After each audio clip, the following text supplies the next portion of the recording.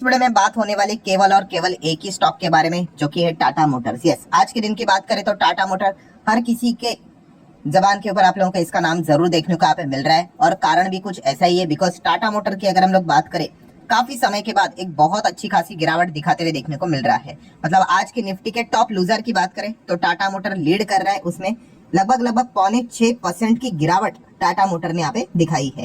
And Tata motor की बात करें तो आपको पता है कंपनी कितनी बड़ी कंपनी है, तो इस प्रकार की गिरावट 5%, 5.5% गिरना, ऑलमोस्ट 6% गिरना, ये कोई छोटी मोटी बात होती नहीं। कुछ ना कुछ तो सॉलिड कारण होता है, उसी चीज के चलते इतनी बड़ी गिरावट हम लोग को देखने को मिल जाती है।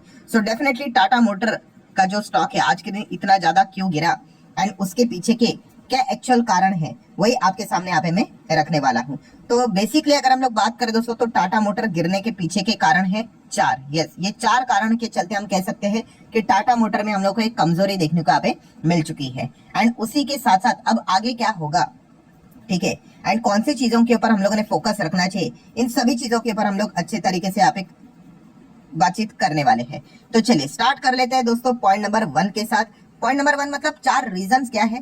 तो रीजन नंबर 1 की अगर हम लोग बात करें तो दोस्तों वो है भारी डिस्काउंट। यस दोस्तों, टाटा मोटर ने अपने गाड़ियों के ऊपर काफी बड़े डिस्काउंट देना यहाँ पे स्टार्ट कर दिया है। अभी आप बोलोगे कि भारी डिस्काउंट देना ये कैसे, मतलब एक नेगेटिव बात हो सकती है, तो जरूर इसको हम लोग कवर करेंगे। बट सबसे पहले आप देख सकते हो कि टाटा मोटर ने काफी सारे अपनी जो गाड़ियां है उनके ऊपर 3-3 लाख रुपए तक के डिस्काउंट यहाँ पे देने स्टार्ट यहाँ पे कर दिए। और इसके पीछे का रीजन उन्होंने बोला है कि फेस्टिवल चल रहा है यहाँ पे, तो फेस्टिवल ऑफ कार सेल, ये बातें बोल के उन्होंने ये डिस्काउंट देना यहाँ पे स्टार्ट कर दिया है।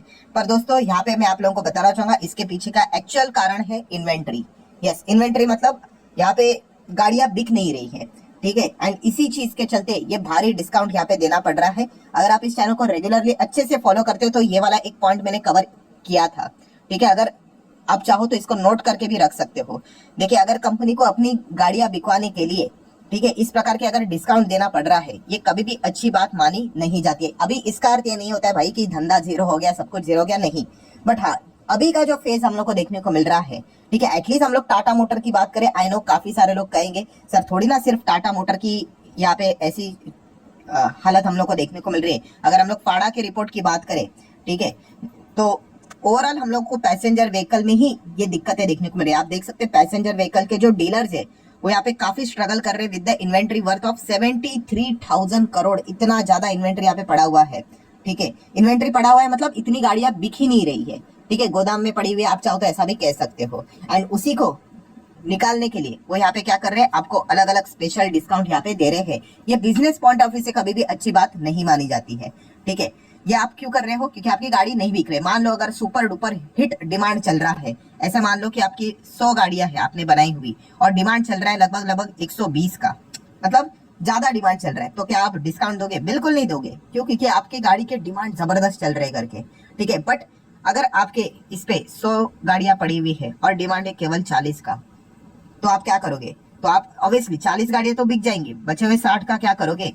कोई आ ही नहीं रहा है, तो आप क्या करोगे? गाड़ियों को और सस्ता करोगे। तो ये कभी भी अच्छा सिग्नल नहीं माना जाता है कि आपको अपने बिजनेस को चलाने के लिए, आपकी इन्वेंट्री को निकालने के लिए आपको डिस्काउंट देना पड़ा है। छोटा मोटा डिस्काउंट समझ में आता है, बट बहुत भारी डिस्काउंट देना ये कभी भी अच्छा सिग्नल नहीं होता है बिजनेस पॉइंट ऑफ व्यू से अगर हम लोग बात करें तो। एंड इसीलिए टाटा मोटर में हम लोग को एक कमजोरी का बहुत बड़ा कारण देखने को यहाँ पे मिल रहा है। एंड इसी कारण को यहाँ पे हम कह सकते हैं आग में घी डालने का काम किया है सेकंड कारण ने, एंड वो है दोस्तों यूबीएस। यस, यूबीएस की हम लोग को रिपोर्ट देखने को यहाँ पे मिल गई, जहाँ पे उन्होंने टाटा मोटर को यहाँ पे डाउन साइड बताया है, आने वाले समय में 20% तक गिर सकता है करके। और उन्होंने भी यही रीजन बताया है, कौन सा, कि यहाँ पे इन्वेंट्री बेची नहीं जा रही है, यहाँ पे फेस्टिवल ऑफ कार जैसी चीज, मतलब वो बहाने यहाँ पे दिए जाते हैं। हर किसी को पता चल जाता है भाई, ठीक है, खुद का कोई नुकसान नहीं करवाना चाहते, 1 रुपए का नुकसान नहीं करवाना चाहता है, ठीक है, बट उसके पीछे का कारण यही को देखने को यहाँ पे मिल जाता है। सो यहाँ पे यूबीएस ने यही बोला है कि हम डाउनग्रेड इसीलिए इसको कर रहे हैं क्योंकि इनका जो ग्रोथ का आउटलुक है काफी वीक नजर आ रहा है। उन्होंने ये नहीं बोला कि ग्रोथ नहीं है करके, बट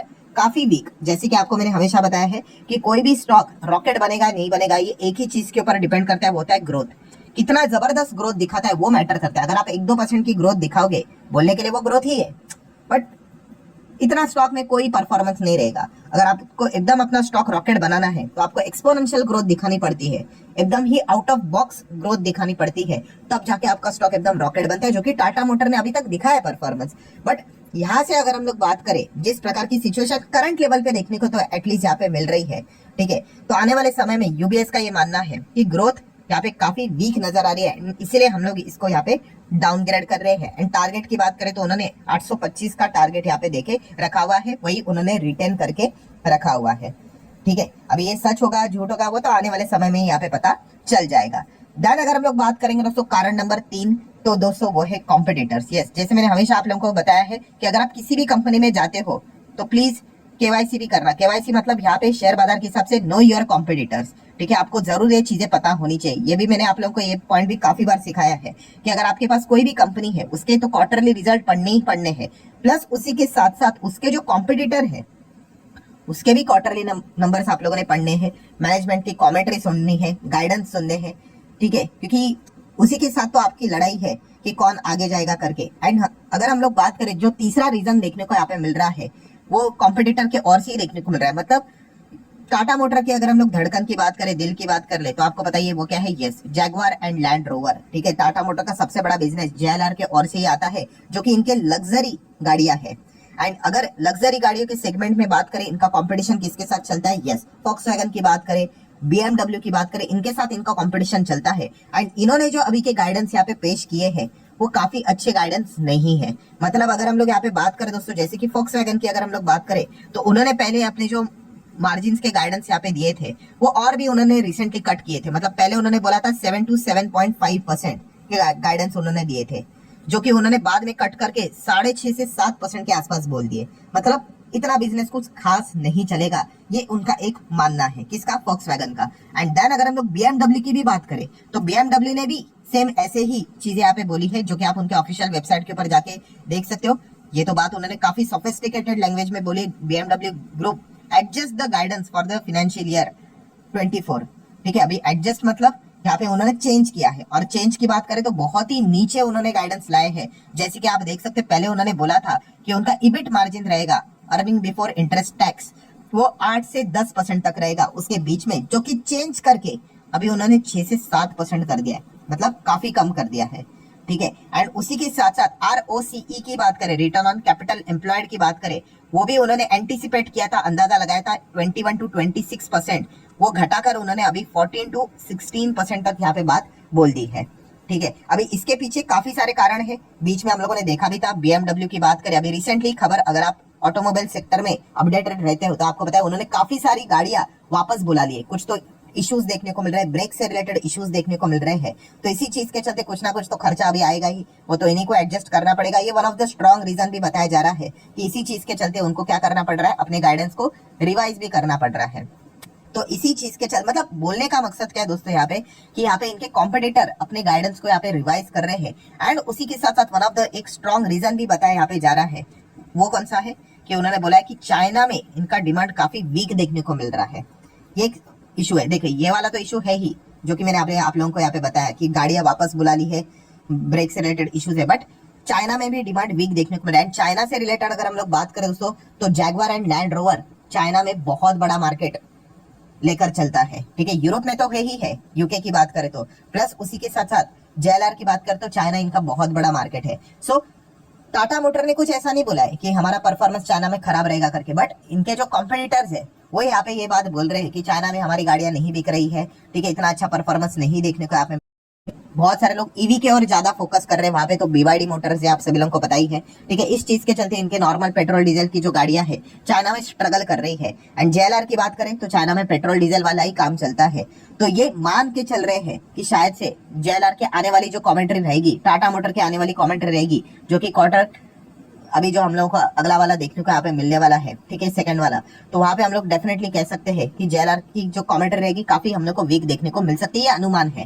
एंड इसी चीज को बाजार फैक्टर इन भी यहाँ पे कर रहा है। एंड आखिरी पॉइंट नंबर 4 की अगर हम लोग बात करें तो अगेन सेम चीज, इलेक्ट्रिक व्हीकल की बात करें, कंपटीशन की बात करें, तो जैसे कि आपको पता है हमारे बाजार में इलेक्ट्रिक व्हीकल का बिजनेस टाटा मोटर अच्छा यहाँ पे कर रहा है। बट यस, ग्रोथ की अगर हम लोग बात करें, पहले जैसी ग्रोथ थी वैसे उतनी नजर नहीं आ रही, इनफैक्ट अभी नेगेटिव ग्रोथ हम लोग को देखने को यहाँ पे मिल रहा है। एंड ऊपर से कॉम्पिटिशन बढ़ने वाला है, चाहे हम लोग मारुति की बात कर ले, टेस्ला अभी आएगा नहीं आएगा वी डोंट नो, वो देखने वाली बात होगी। हुंडई की बात कर ले, एमजी मोटर की बात कर ले, वो भी यहाँ पे अच्छा टक्कर दे रहे। महिंद्रा की बात कर ले, तो इलेक्ट्रिक व्हीकल का जो बाजार है वो भी काफी अभी कॉम्पिटिशन से भरते हुए देखने को मिला है। ऊपर से अगर आप देखोगे टाटा मोटर ने इलेक्ट्रिक व्हीकल के ऊपर भी वो जो 3-3 लाख के डिस्काउंट की यहाँ पे बात करें तो निक्सॉन ईवी के ऊपर दिया है, पंच ईवी के ऊपर यहाँ पे दिया है।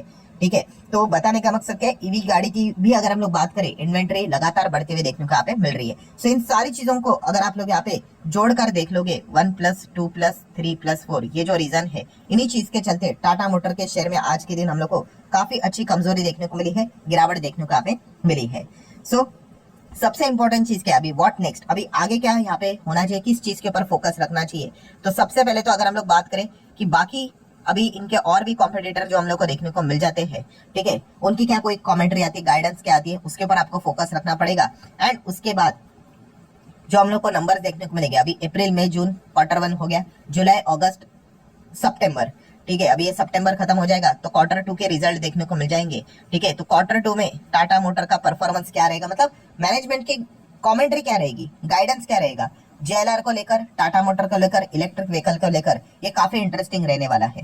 ठीक है, यूजुअली बाजार ये एक्सपेक्ट करके चल रहा है कि शायद से अपने जो गाइडेंस है उसको घटा दे करके, क्योंकि कॉम्पिटिटर्स की ओर से यही इशारा मिला है एंड इसी चीज के चलते यहाँ पे आज के दिन टाटा मोटर का शेयर गिरते हुए देखने को यहाँ पे मिला है। तो व्हाट नेक्स्ट में ये 2 पॉइंट्स को आप लोग जरूर फोकस में यहाँ पे रख सकते हो। सो आशा करता हूँ दोस्तों कि ये वीडियो आप लोगों को हेल्पफुल लगा होगा, गिरावट के कारण आपका रीजन आप लोगों को समझ में यहाँ पे आया होगा, तो आप चाहो तो अपने हिसाब से अप्रोप्रिएट डिसीजन ले सकते हो। सो वीडियो हेल्पफुल लगा होगा तो चाहो तो लाइक एंड शेयर कर सकते हो। मिलते हैं नेक्स्ट वीडियो में, तब तक के लिए बाय बाय।